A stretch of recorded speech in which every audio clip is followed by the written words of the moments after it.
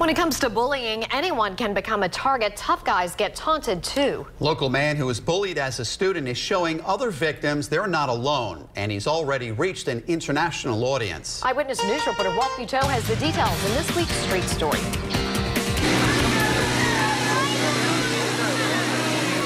In the middle of the lights on this Central Falls street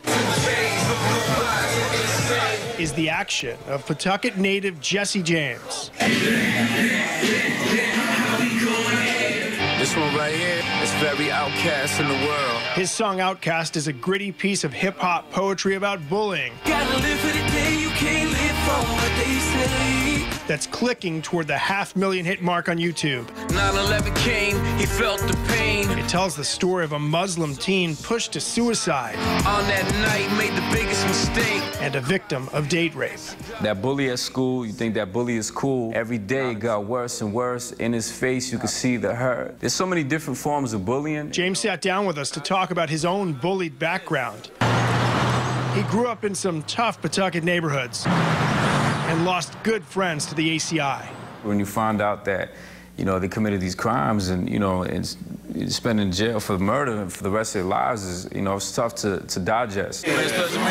James was bullied at times for being, in his word, the oddball. I know what it's like to be the different person. Considered the only white kid, even though he's biracial. And, it sticks with you, and, and you kind of see other people's pain. Like I said, the girl in 6th grade.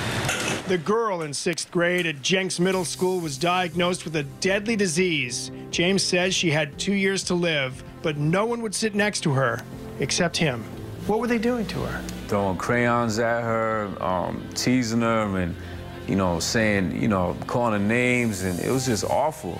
James credits his parents for helping him focus on music. Use your heart, please don't judge. And now he sees Outkast already helping the outcast around the world. And from Brazil to Germany to London to France, and people tell me that's me, and you're talking about me. James is not idealistic enough to think Outkast will stop bullying, but he hopes it starts a dialogue.